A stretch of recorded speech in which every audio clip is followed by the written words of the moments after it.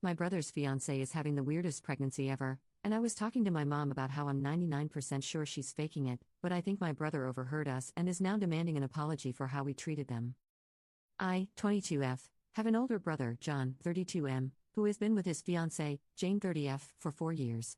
They have a 4-month-old. Jane found out she was pregnant at 5.5 weeks and immediately called my mom to tell her.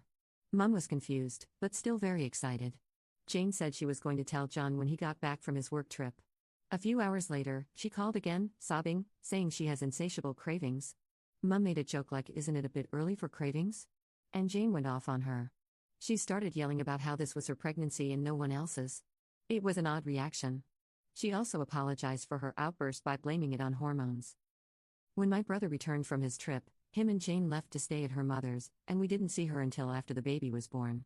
John said this was because Jane was afraid of losing the pregnancy and wanted to be with her mom, and we needed to respect boundaries.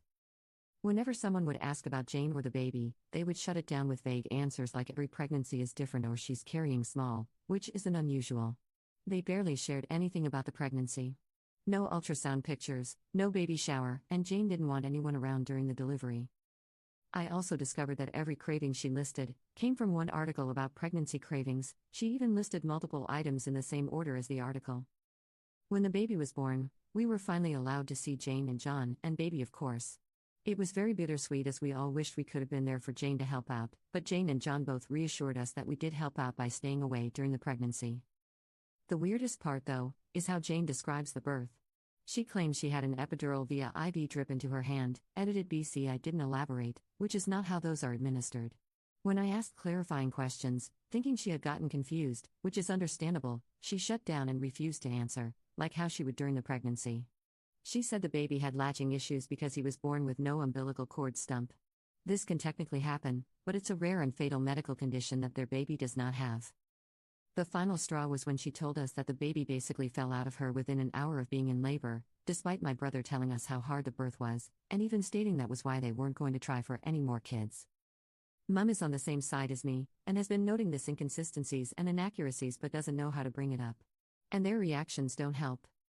A few days ago, my brother texted Mum saying her doubt of Jane is disrespectful and they both want full apologies from the both of us for bullying Jane about her pregnancy/labor. I haven't made any outright accusations about it, nor have I said any of this to Jane. I've only asked questions when she brings the birth/pregnancy up. Am I a jerk for having doubts? Update. Well, I was right to have questions. After I made my post, I stopped talking to my mum about the pregnancy, but things still didn't add up. Fast forward to my brother's birthday and the whole family was over at Mum's. Our aunts, uncles, cousins and older brother were all guests. During the party, Jane mentioned how the baby had BSA and our aunt called her out on it. She's a maternity nurse. It caused a huge argument where Jane and John left in a rage. But it turns out that Jane didn't give birth.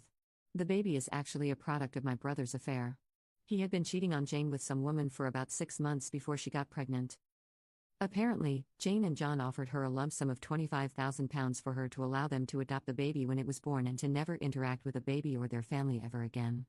They didn't want this cheating to be found out, so they pretended Jane was pregnant and moved away. Jane's mom was in on the whole thing.